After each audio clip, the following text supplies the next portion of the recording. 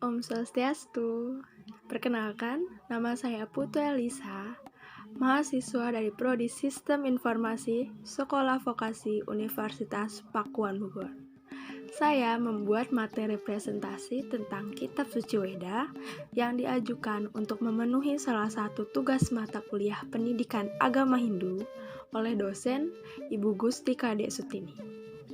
Selamat menyaksikan. Kitab Suci Weda oleh moderator Putu Elisa dan dosen pembimbing Gusti Ayu Kadek Sutini. Tujuan pembuatan materi presentasi ini adalah untuk memenuhi kewajiban sebagai mahasiswa menyelesaikan tugas yang diberikan oleh dosen, menguji pemahaman diri terhadap materi, dan juga menjadi salah satu media pembelajaran yang bisa dijadikan acuan mengenal lebih dekat tentang Kitab Suci Weda. Materi yang akan dibahas adalah Kitab Suci Weda dengan submateri Kitab Suci Weda, jenis-jenis Weda, fungsi Weda, dan yang terakhir, peranan Weda dalam kehidupan. Kitab Suci Weda merupakan sumber ajaran agama Hindu yang berisikan ajaran kesucian yang diwahyukan oleh Sang Hyang Widiwasa melalui para maharesi. Secara etimologi, Weda berasal dari kata Ved yang berarti pengetahuan. Weda merupakan ilmu pengetahuan suci yang maha sempurna dan kekal abadi, serta berasal dari Sang Hyang Widiwasa. Kitab Suci Weda juga dikenal dengan Sruti, yang artinya bahwa Kitab Suci Weda merupakan wahyu yang diterima melalui pendengaran suci dengan kemekaran intuisi para maharesi. Weda menggunakan bahasa Sanskerta. Dari hasil perkembangan para ahli, bahasa Sanskerta dibagi menjadi 3, yaitu bahasa Sanskerta Weda, bahasa Sanskerta klasik, dan juga bahasa Sanskerta campuran. Lalu ada pula cara para resi menerima wahyu yang Sang Hyang Widi berikan, yaitu melalui suara nada, Upanishad, Darsana, dan Awatara. Suara nada itu berarti gema yang diterima oleh para maharesi, dan gema tersebut berubah menjadi sabda atau wahyu Sang Hyang Widiwasa, yang kemudian wahyu tersebut disampaikan kepada murid di dalam asrama.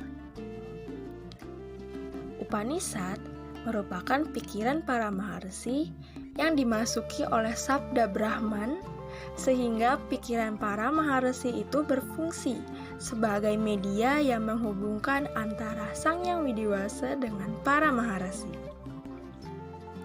Sedangkan Darsana adalah keadaan di mana para maharesi atau orang suci berhadapan dengan dewa dan dewi, seperti halnya Arjuna dengan Dewa Wisnu dalam mata rohaninya. Yang terakhir, Awatara, yakni manusia yang berhadapan dengan awataranya, seperti halnya Arjuna menerima wejangan suci Bhagavad Gita dari Sri Krishna.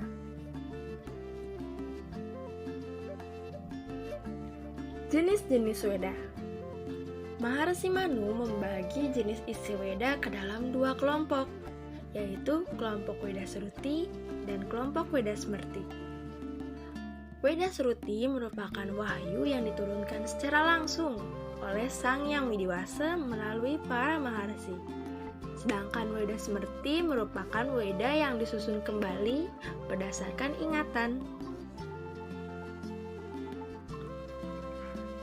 Weda Sruti juga disebut sebagai Caturweda atau Caturweda Samhita. Samhita artinya himpunan ya. Dan bagian dari Caturweda Samhita diantaranya ada Rigveda Samhita. Rigveda Samhita ini merupakan wahyu yang paling pertama diturunkan, sehingga merupakan Weda tertua.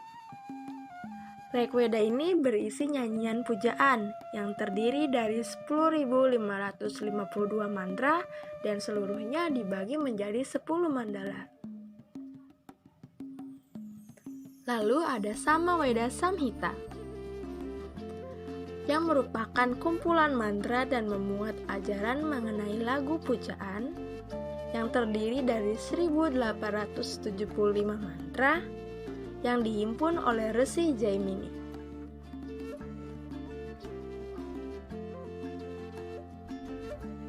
Selanjutnya ada Yajurveda Samhita. Weda yang satu ini terdiri atas mantra-mantra dan sebagian besar berasal dari Rigveda. Yajurveda ini memuat ajaran mengenai pokok-pokok Yajus. Keseluruhan mantranya berjumlah 1975 mantra dan terdiri atas dua aliran, yaitu Yajurveda putih dan Yajurveda hitam. Yajurveda itu dihimpun oleh Resi Vaisampanaya. Selanjutnya ada Atharva Veda Samhita. Weda yang satu ini memuat ajaran yang bersifat magis dan terdiri dari 5.987 mantra yang juga berasal dari Rigveda. Isinya adalah doa untuk kehidupan sehari-hari, seperti memohon kesembuhan dan lain-lain. Atharva Veda Samhita ini dihimpun oleh Resi Sumantu. Ada satu bagian lagi yang tidak bisa kita lewatkan, yaitu Bhagavad Gita sebagai Pancayama Weda.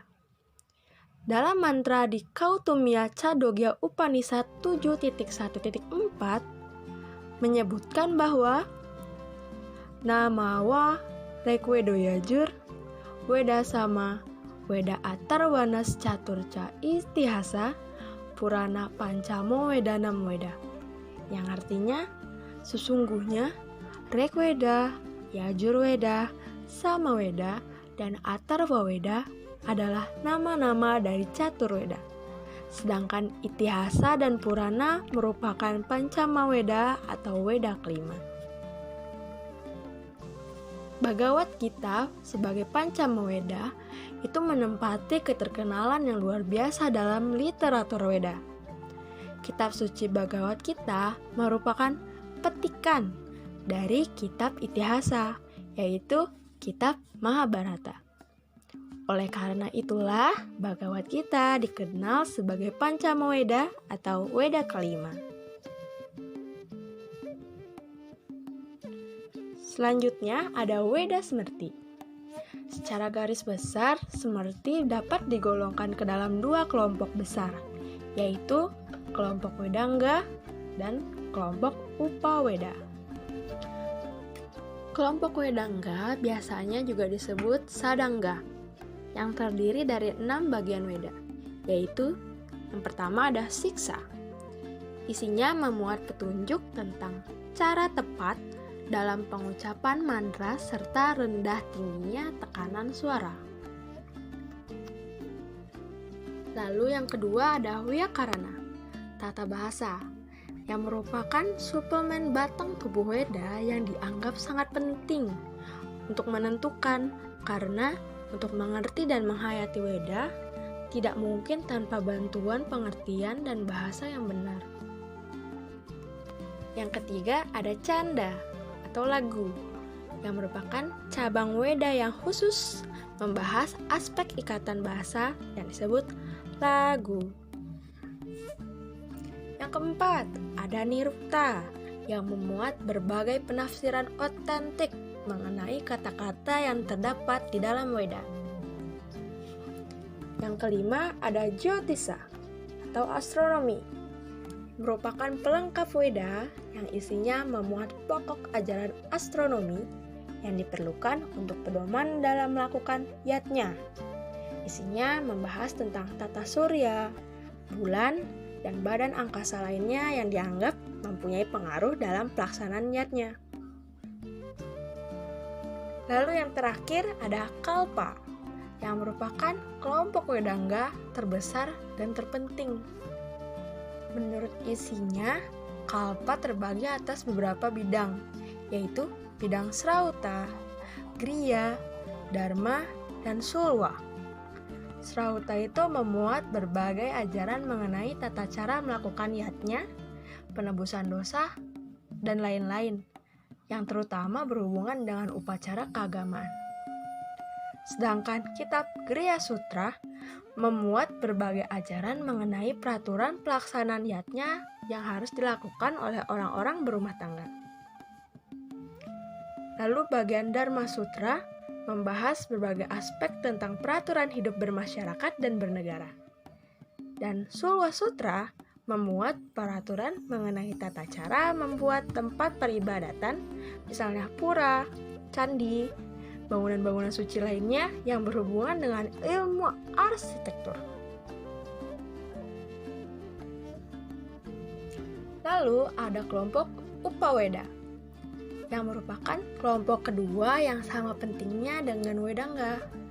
Kelompok Upaweda ini terdiri ada beberapa jenis. Yang pertama ada Itihasa, yang merupakan jenis epos yang terdiri dari dua macam, yaitu Ramayana dan Mahabharata. Untuk Ramayana sendiri ditulis oleh Resi Walmiki.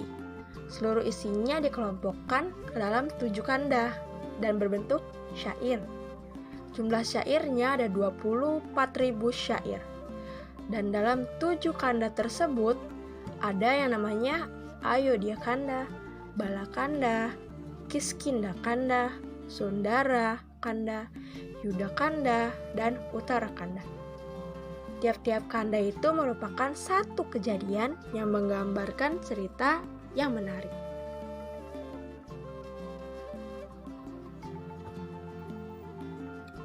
Di samping Ramayana, epos besar lainnya adalah Mahabharata. Kitab ini disusun oleh Maharesi Vyasa yang isinya menceritakan tentang kehidupan keluarga Bharata dan menggambarkan pecahnya perang saudara di antara bangsa Arya. Jika ditinjau dari arti Itihasa, yang artinya sesungguhnya kejadian itu begitulah nyatanya, maka Mahabharata itu digambarkan sejarah yang memuat mengenai kehidupan keagamaan, sosial dan politik menurut ajaran agama Hindu. Kitab Mahabharata meliputi 18 parwa. Di antaranya yang paling utama adalah Bhisma Parwa. Dari Bhisma Parwa tersebut terdapatlah kitab Bhagavad Gita. Yang amat masyhur isinya adalah wejangan Sri Krishna kepada Arjuna tentang ajaran filsafat yang amat tinggi. Lalu yang kedua ada Purana. Purana merupakan kumpulan cerita kuno yang menyangkut penciptaan dunia dan silsilah para raja yang memerintah di dunia.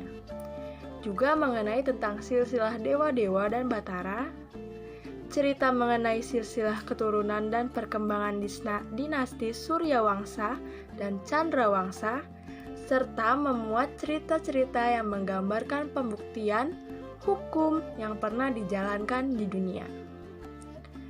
Selain itu, kitab Purana ini juga memuat pokok pikiran yang menguraikan tentang cerita kejadian alam semesta, doa-doa dan mantra untuk sembahyang, cara melakukan puasa, tata cara upacara keagamaan, dan petunjuk mengenai cara bertirta yatra atau berziarah ke tempat-tempat suci.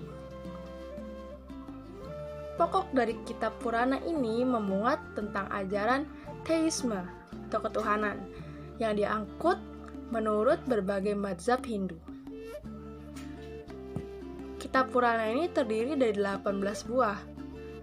Di antaranya ada Purana, Bhavishya Purana, Vamana Purana, Brahmana Purana, Wisnu Purana, dan lain-lain.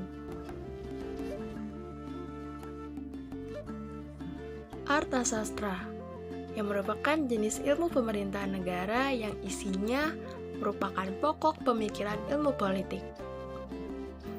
Sebagai cabang ilmu, jenis ilmu ini disebut juga dengan Niti Sastra atau Raja Dharma. Dalam beberapa buku yang dikodifikasikan ke dalam jenis ini, diantaranya ada Kitab Usana, Niti Sara, Sukara Niti, dan Arta Sastra. Dan ada beberapa acarya terkenal di dalam bidang ini, yaitu Bagawan Baraspati, Bagawan Usana, Bagawan Parasara, dan Resi Chanakya. Ayurveda, kitab yang menyangkut bidang kesehatan jasmani dan rohani dengan berbagai sistem dan sifatnya. Ayurveda adalah sifat filsafat kehidupan, baik etis maupun medis. Oleh karena itu, maka luas lingkup ajaran yang dikodifikasikan di dalam Ayurveda meliputi bidang yang amat luas dan merupakan hal-hal yang hidup. Menurut isinya, Ayurveda meliputi 8 bidang, yaitu ilmu bedah, ilmu penyakit, ilmu obat-obatan, ilmu psikoterapi, ilmu pendidikan anak-anak, ilmu toksiologi, ilmu mukjizat, dan ilmu jiwa remaja. Di samping Ayurveda, ada pula kitab Caraka Samhita yang ditulis oleh Maharesi Purwastu. Kitab ini pun memuat 8 bidang ilmu, yaitu ilmu pengobatan, ilmu mengenai berbagai jenis penyakit yang umum, ilmu patologi, ilmu anatomi dan embriologi, ilmu diagnosis dan prognosis, pokok-pokok ilmu terapi, kalpastana, dan siddhistana. Kitab yang sejenis pula dengan Ayurveda adalah kitab Yogasara dan Yoga Sastra. Kitab ini ditulis oleh Bhagawan Nagaryuna. Isinya memuat pokok ilmu yoga yang dirangkai dengan berbagai sistem anatomi yang penting artinya dalam pembinaan kesehatan jasmani dan rohani.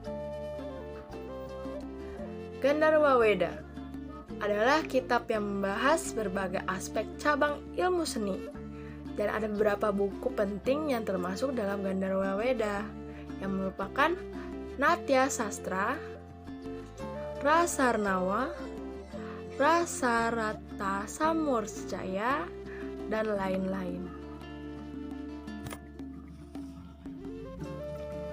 Nah, ini adalah bagian dari Weda yang sudah dijelaskan tadi. Bagian-bagiannya lebih terpisah ya, jadi lebih terperinci dan mudah dihafal. Selanjutnya, kita lanjut ke fungsi Weda. Fungsi Weda itu ada banyak. Di antaranya adalah Weda sebagai sumber kebenaran, sumber etika, dan tingkah laku. Yang kedua, Weda sebagai kitab suci agama Hindu yang dipergunakan untuk menuntun umat manusia dalam mencapai kesucian. Dan yang ketiga, Weda sebagai sumber ajaran kebenaran sehingga diutamakan oleh umat manusia di dunia. Jadi, dapat dikatakan bahwa Weda merupakan keyakinan yang sangat mendasar untuk mencapai tujuan akhir, yaitu Mokshatam Jagat Gita Yacaiti Dharma. Yang terakhir, ada peranan Weda dalam kehidupan. Peranan Weda sebenarnya banyak ya dalam kehidupan. Kita ambil 3 contoh saja, yaitu sebagai acuan dari banyaknya bidang yang diterapkan dalam masyarakat. Yang kedua, tuntunan hidup manusia untuk berbuat kebaikan. Yang ketiga, solusi untuk setiap permasalahan yang dihadapi manusia. Weda memiliki banyak solusi untuk setiap masalah yang dihadapi oleh umat manusia. Di antaranya, jika kita merasa sedang berada di titik rendah, kita bisa membaca Weda dan mencari apa yang harus kita lakukan untuk mengatasi kesedihan itu. Kalau sebagai acuan dari bidang yang diterapkan di masyarakat, kalian bisa throwback tuh di Ayurveda. Di antaranya di Ayurveda itu terdapat bidang kesehatan. Dalam bidang kesehatan tersebut dapat ditemukan banyak sekali manfaat yang bisa diterapkan dari Weda ke kehidupan nyata. Nah, sekian penjelasan kitab suci Weda dari saya. Sekian, terima kasih. Om Santi Santi Santi Om.